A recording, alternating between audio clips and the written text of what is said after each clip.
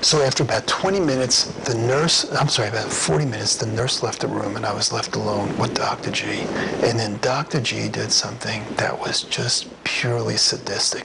Remember, he had just told me that he thought I was paranoid. And he looked at me at one point and said, and he calculated this. He waited until the nurse left so there wouldn't be any witnesses. He had been thinking about this for a while, and he looked at me and said, you know, Harvey, maybe you are right. Maybe I'm wrong. Maybe people are following you. Maybe they're outside of the hospital. Maybe they're waiting for you. Maybe they're even in here in the hospital. Verbatim, that's what this guy said.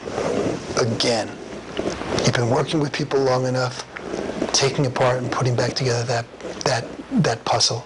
You can see a significant piece of that puzzle and know what 90% of it looks like. Dr. G doing that was the behavior of a pure sociopath. That was sociopathic behavior. That was sadistic and cruel, and I was in a vulnerable position under his care, and he said that. That was purely a psychotic way of a sociopathic way of behaving. Dr. G shouldn't be allowed to work with gerbils, let alone human beings. The first night on the ward, I had a very restless night of sleeping. The patient next door to me was having some psychotic episode and was restless, loud, and incoherent. The next morning, I had a very concerning interaction with the woman I just referred to as Nurse Ratchet. She asked me for a blood sample. I told her I didn't want to give her a blood sample. She told me I should take the test. I asked her if I didn't take the test, would that lengthen my hospitalization? And she said yes. The more cooperative you are, the quicker you get out of the hospital. You know, and as I said, my profession has a long and shameful history of treating patients in an unethical, coercive, dehumanizing, abusive, and at times brutal manner. In the past, patients were unnecessarily medicated for behavior that wasn't harmful to them, but it was a pain in the neck to the staff. In fact, they were given electroshock therapy to stop behavior that the staff didn't want. And in fact, you know, One Flew Over the Cuckoo's Nest wasn't a story that they made up. It was real. Patients had gotten lobotomies for punitive reasons, just because their behavior was taken off the staff members. And Nurse Ratchet's behavior towards me, Dr. G's behavior towards me, Dr. Eichelheimer's behavior towards me, all were indicative of that horrible history in the mental health profession, a history that was a specific reason why, reversing that history, why I got into the field of clinical social work. And the social worker alley, Dr. Harris and Dr. Boyer going along with this and being part of this was also a history of how passively, especially social workers, worked back then. Social workers are supposed to be advocates for their clients. More than anyone else, Allie should have been advocating for me and checking out my stories. And all she did, she was probably told by Eichelheimer, you're not going to contradict me, you're going to cover me. And she did it without any concern about what this was doing to me psychologically and what it was doing to me professionally.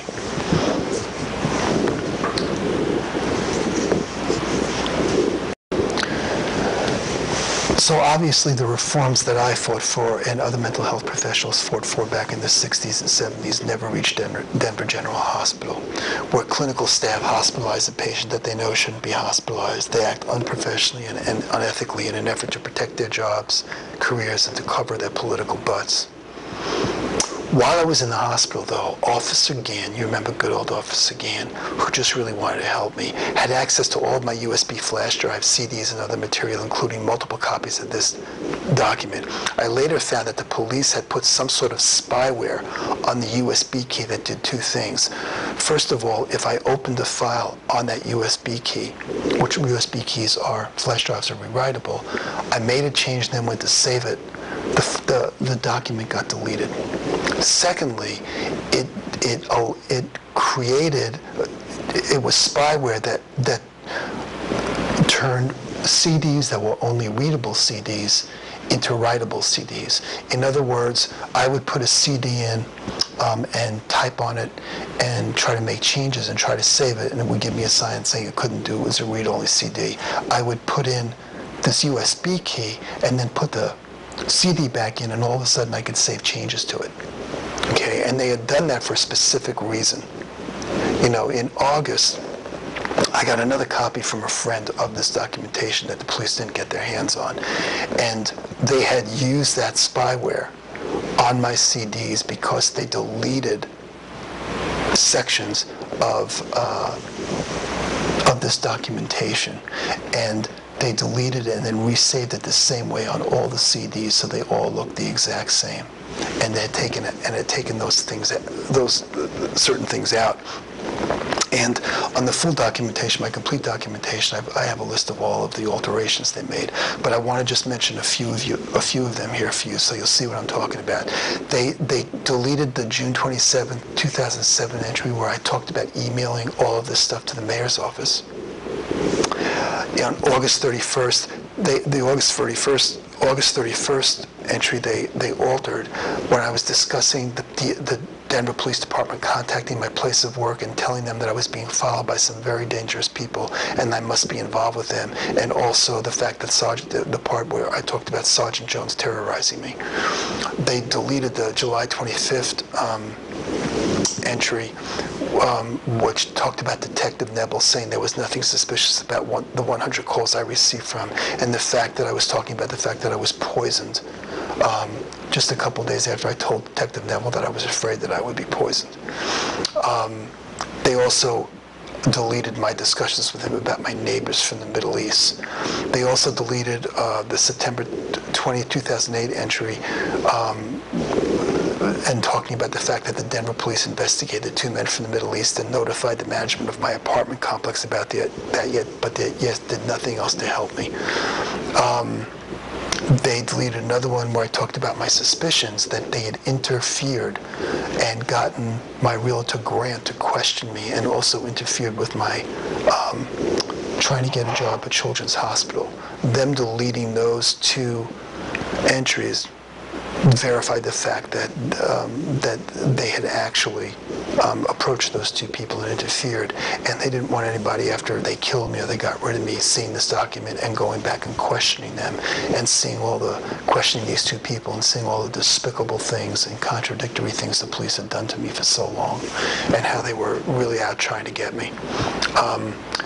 They also deleted the February 11, 2009 entry where I talked about my belief that the female sergeant who interviewed me was involved with Greenwald, and my suspicions that the Denver Police Department was involved with the murder and the cover-up of the murder of Sean May. And I think those sections pretty much speak for themselves.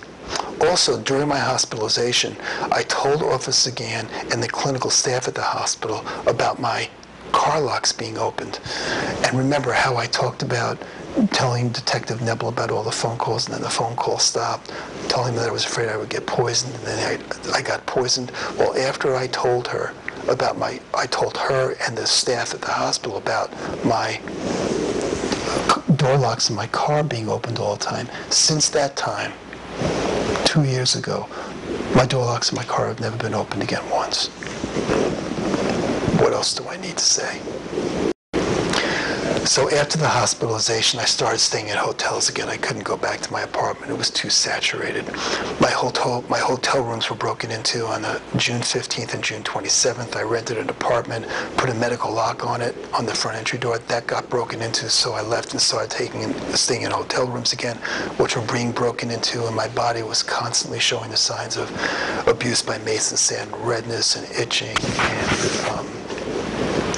and just all of those signs. And again, my hotel rooms were being broken into, and I was continuing to see those signs. And I was also seeing signs of the mason sand as well. And also, after I left the hospital, the police became far more visible in their role in stalking me. You know, I was followed by police cars on a number of occasions. I'll talk about that. I had the feeling they were trying to make it so uncomfortable for me to stay in Denver that I'd have to leave. That way, if they wanted to kill me, killing me in Denver would be much more appropriate. Outside of Denver, they could just say it was for something that wasn't even connected to them. During that time, also, I would drive at times to some upscale neighborhoods in Cherry Creek because I thought I was being followed, especially by police cars, and I would go onto streets that were isolated enough that the only way somebody could come in and see where I was or what I was doing, I would have to see them. And on two occasions, police patrol cars within 10 minutes came up to check on me, and another time I saw my good old friend Sergeant Jones in his SUV following me and tracking me once again. And on April 24th, on April 26th, I was in Boulder and followed by a police car in Boulder, and then later was followed with cars with blacked out windows back down in Wheat Ridge, Colorado, which is just a suburb of Denver. And at that time, I was positive that was Greenwald, the person that was following me. On August 28th, I moved into an executive rental offered by Avenue West, and my agent was Ashley. I tried to stay in the apartment as much as possible, giving the police in Greenwald fewer opportunities to contaminate it with mason sand. Before I moved into this apartment, I bought enough food to last me for a couple of weeks, and when I was ready to leave and go out and get some other food, I called up a cleaning woman to have her come over and clean while I went out, and hoping that the police wouldn't come in if it was occupied. Well, this woman, really sweet woman, Sarah, came up, checked out the place. She had left her stuff back down in her car. She couldn't find a place to park, so she left it in just a quick, I think a 15-minute wait zone outside of the apartment I was living in was in downtown Denver, so parking was at a premium. So I told her I'd pay for her parking. She said she was going to go back down and get her cleaning supplies and come back up. She went down, 15 minutes later, I hadn't heard from her. She called me and her voice was shaking, and she said, "Harvey, I don't feel safe. I don't want to come back up there." And I said, "Why?" She said, "I don't want to talk about it." I said, "Sarah, I'm a therapist. If I said something or did anything that made you feel uncomfortable, tell me. I'm okay. I won't feel offended." She said, "No, I can't talk about it. I feel too afraid to talk about it." And it was obvious that the police had gotten a hold of her.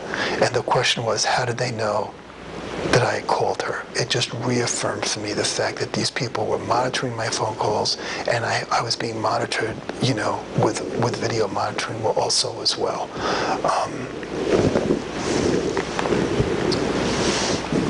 So I left to go shopping, and when I came back, the apartment was contaminated with mason sand, so I started staying in hotel rooms again. And again, also, the hotel rooms were continuing to be, the towels, the linens, everything were continuing to be contaminated with mason sand. And they would also break in there while I was sleeping, and I wondered how they knew I was sleeping, which again, I thought about video surveillance, and would contaminate, other things on my possession that, with mason sand, shampoo or clothing that I had, or my body actually. There were times I woke up where my head was filled with mason sand. I would comb it out, and it would just come flying out of my hair. They had stood over me while I was sleeping and just crumbled it over my head. Nice feeling to know these people are in your room when you're sleeping. On the 6th, I had received, something else interesting happening. On the 6th, I had received a phone call regarding an ad I put on Craigslist. Again, I had put all of my furniture that I think I could still sell into a public storage unit, and put some ads on Craigslist. And I called back, but nobody answered. And I knew that if they were monitoring my phone calls, Greenwald knew and the police knew that he knew that I had stuff at the public storage because they followed me there, but they also knew that I probably put ads on because they were tracking my phone calls. And they knew that I was meeting people over there to look at the stuff. So about an hour later, I was at my storage facility, and I received a phone call from this exact same number from this person, but this guy didn't think he was calling me. He thought he was calling his partner. I think what he did was press last number dialed, but it got mine instead of his partner. This was a guy that was following me. And I picked up the phone. I knew it was from him because I recognized the number. And he said, "I can't follow him anymore." He meant me. "I have to stop for gas." I realized instantly who the person was, and he was following me along with somebody else. So I was playing along as if I was partner, and I said, "I can't follow him. I lost him." He said, "How could you have lost him?" I then stopped and I said, "No, this is Harvey. This is the one you called for about the merchandise in the ad." And he hung up the phone and didn't even say anything.